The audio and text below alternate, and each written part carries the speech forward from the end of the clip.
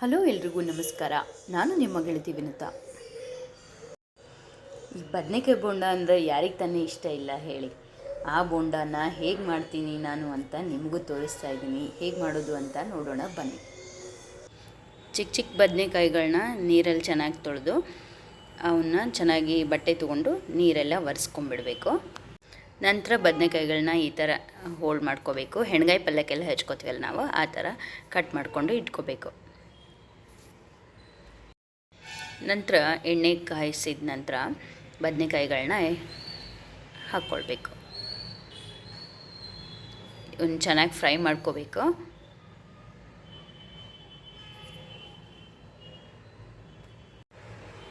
ನೋಡಿ, ಬದನೆಕಾಯಿನ ಈ ಥರ ಬಳಸ್ತಾ ನೋಡ್ತಿರ್ಬೋದು, ಒಂಚೂರಾಗಲೇ ಮೆತ್ತಗಾಗಿರುತ್ತೆ. ಆ ಸಮಯದಲ್ಲಿ ಇವನ್ನ ತಕ್ಕೋಬೇಕು. ನೋಡಿ, ಕೆಂಪು ಆಗಿದೆ. ಸ್ವಲ್ಪ ಬಾಡ್ದಂಗೆ ಆದ ತಕ್ಷಣ ಇವನ್ನ ತಕ್ಕೋಬೇಕು. ನಂತರ ಒಂದು ಮಿಕ್ಸಿ ಜಾರ್ಗೆ ಹಸಿಮೆಣ್ಸಿನ್ಕಾಯಿ ಹಾಕ್ಕೊಳ್ತಾ ಇದ್ದೀನಿ. ನೀವು ಖಾರಕ್ಕೆ ಎಷ್ಟು ಬೇಕೋ ನೋಡ್ಕೊಂಡು ಹಾಕ್ಕೊಳ್ಳಿ. ನಂತರ ಕೊತ್ತಂಬರಿ, ನಂತರ ಕರಿಬೇವು ಮತ್ತು ಬೆಳ್ಳುಳ್ಳಿ ಮತ್ತು ಗರಂ ಮಸಾಲ ಪುಡಿ ಹಾಕ್ಕೊಳ್ತಾ ಇದ್ದೀನಿ. ಗರಂ ಮಸಾಲ ಒಂದು 2-3 ಸ್ಪೂನ್ ಹಾಕ್ಕೊಳ್ಳಿ. ಮತ್ತು ಒಣ ಕೊಬ್ಬರಿ, ನಾನು ಕೊಬ್ಬರಿ ರುಬ್ಬಿದ್ದಿತ್ತು ಅದನ್ನೇ ಹಾಕ್ಕೊಂಡಿದ್ದೀನಿ. ರುಚಿಗೆ ತಕ್ಕಷ್ಟು ಉಪ್ಪು ಹಾಕ್ಕೊಂಡು ಚೆನ್ನಾಗಿ ಮಿಕ್ಸಿ ಮಾಡ್ಕೊಳ್ಳಿ. ಮಿಕ್ಸಿ ಮಾಡಿದಾದ ನಂತರ ಈ ಥರ ಆಗುತ್ತೆ. ಇದನ್ನು ಬದನೆಕಾಯಿನಿಂದ ನಾವೇನು ಕರೆದಿಟ್ಕೊಂಡಿರ್ತೀವಲ್ಲ ಆ ಬದನೆಕಾಯಿಗೆ ಇದನ್ನು ಫಿಲ್ ಮಾಡ್ಕೋಬೇಕು. ಬಿಸಿ ಇರೋ ಬದನೆಕಾಯಿನ ತೊಗೋಬೇಡಿ, ಬಿಸಿ ಇರುತ್ತೆ. ಸ್ವಲ್ಪ ಆರೋಗ್ಬಿಡಿ. ಆರಿದ ನಂತರ ಇದನ್ನು ಸ್ಟಫ್ ಮಾಡಬೇಕು. ತುಂಬಿಟ್ಕೊಂಡು ಎಲ್ಲ ಬದನೆಕಾಯಿನೂ ಈ ಥರ ತುಂಬಿಟ್ಕೋಬೇಕು. ಈ ಸ್ಟಫಿಂಗ್ ಇದು ಕಮ್ಮಿ ಆಗುತ್ತೆ ಅನಿಸಿದರೆ ಮೊದಲಿಗೆ ನಾವು ಒಣ ಕೊಬ್ಬರಿನ ಸ್ವಲ್ಪ ಜಾಸ್ತಿ ಪ್ರಮಾಣದಲ್ಲಿ ಹಾಕ್ಕೋಬೇಕು. ಈಗ ಮೆಣಸಿನ್ಕಾಯಿ ಕೆಲವೊಂದು ಸರಿ ಜಾಸ್ತಿ ಖಾರ ಇರುತ್ತಲ್ಲ, ಆ ಟೈಮ್ನಲ್ಲಿ ಕೊಬ್ಬರಿ ಪ್ರಮಾಣನ ಜಾಸ್ತಿ ಮಾಡ್ಕೋಬೇಕು. ಆಗ ಸ್ಟಫಿಂಗ್ ಮಾಡೋದಕ್ಕೆ ನಮಗೆ ಜಾಸ್ತಿ ಕ್ವಾಂಟಿಟಿ ಸಿಗುತ್ತೆ. ಮಸಾಲೆ ನಾನು ಎಲ್ಲ ಬದನೆಕಾಯಿನೂ ತುಂಬಿಟ್ಕೊಂಡಿದ್ದೀನಿ. ನಂತರ ಹಿಟ್ಟು ಕಲಿಸ್ಕೊಳ್ಳೋಣ.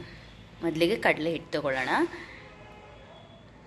ಕಡಲೆ ಹಿಟ್ಟು ನಿಮಗೆ ಎಷ್ಟು ಪ್ರಮಾಣ ಬೇಕೋ ಅಷ್ಟು ತೊಗೊಳ್ಳಿ. ಮತ್ತು ಅಜ್ವಾನ ಹಾಕ್ಕೊಳ್ತಾ ಇದ್ದೀನಿ.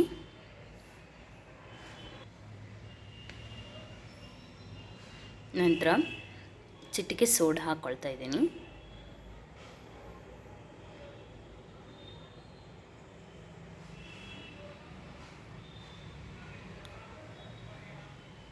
ನಂತರ ರುಚಿಗೆ ತಕ್ಕಷ್ಟು ಉಪ್ಪು ಹಾಕ್ಕೊಳ್ಳಿ. ಈಗಾಗಲೇ ಮಸಾಲೆಯೊಳಗೆ ಉಪ್ಪು ಹಾಕ್ಕೊಂಡಿದ್ದೀವಿ, ಅದಕ್ಕೆ ಇದರಲ್ಲಿ ನೋಡಿ ಹಾಕ್ಕೊಳ್ಳಿ. ಎರಡರಲ್ಲಿ ಉಪ್ಪು ಜಾಸ್ತಿ ಆಗಿಬಿಟ್ರೆ ಬೋಂಡ ಉಪ್ಪಾಗಿಬಿಡುತ್ತೆ, ಅದಕ್ಕೆ ಸ್ವಲ್ಪ ನೋಡಿ ಹಾಕ್ಕೊಳ್ಳಿ. ನಂತರ ಸ್ವಲ್ಪ ಜೀರಿಗೆ ಹಾಕ್ಕೊಳ್ತಾ ಇದ್ದೀನಿ. ನಂತರ ಕಾದಿರೋ ಎಣ್ಣೆನ ಹಾಕ್ಕೊಳ್ತಾ ಇದ್ದೀನಿ.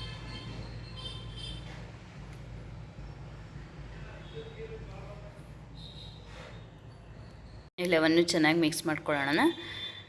ನಂತರ ಸ್ವಲ್ಪನೇ ನೀರು ಹಾಕ್ಕೊಂಡು ಕಲಿಸ್ತಾ ಹೋಗಬೇಕು. ಇದೆಲ್ಲಿ ಗಂಟಾಗಬಾರ್ದು, ಆ ರೀತಿ ಕಲಿಸ್ಕೊಳ್ಳಿ. ಚೆನ್ನಾಗಿ ಕಲಿಸ್ಕೊಂಡಾದ್ಮೇಲೆ ಈ ರೀತಿ ಹದ ಇರಬೇಕು ನೋಡಿ. ಈ ಹದಕ್ಕೆ ಅದನ್ನು ಕಲಿಸ್ಕೊಂಡ ನಂತರ ಈ ಸ್ಟಫ್ ಮಾಡಿ ಇಟ್ಕೊಂಡಿರ್ತೀವಲ್ಲ, ಎಲ್ಲ ತುಂಬಿಟ್ಕೊಂಡಿರ್ತೀವಲ್ಲ ಬೋಂಡನ, ಬದನೆಕಾಯಿನ, ಅದನ್ನು ಇದರಲ್ಲಿ ಅದ್ದಿ ಎಣ್ಣೆಯಲ್ಲಿ ಡೀಪ್ ಫ್ರೈ ಮಾಡಬೇಕು.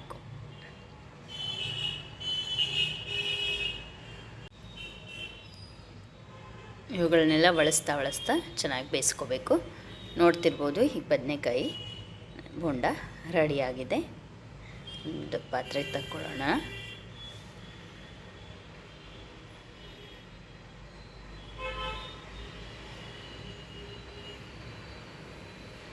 ನೋಡಿ, ಹೇಗೆ ಕೆಂಪಗೆ ಮಾಡಿಕೊಂಡು ತಗೊಂಡ್ರೆ ಬದನೆಕಾಯಿ ಬೋಂಡ ರೆಡಿಯಾಗಿದೆ. ನಾನು ಇದ್ರ ಜೋಡಿ ಮಿರ್ಚಿ ಕೂಡ ಹಾಕ್ಕೊಂಡಿದ್ದೀನಿ. ಬಿಸಿ ಬದನೆಕಾಯಿ ಬೋಂಡ, ಬಿಸಿ ಮಿರ್ಚಿ ರೆಡಿಯಾಗಿದೆ. ನಾನು ಮಂಡಾಳು ಹಚ್ಚಿಟ್ಕೊಂಡಿದ್ದೆ, ಸಾಯಂಕಾಲ ಮಾಡೋಣ ಅಂತ. ಇವೆರಡು ಕಾಂಬಿನೇಷನ್ ಕೂಡ ಮಸ್ತಾಗಿದೆ. ನಾವು ಟೀ ಜೊತೆ ಸವಿತಾ ಇರ್ತೀವಿ.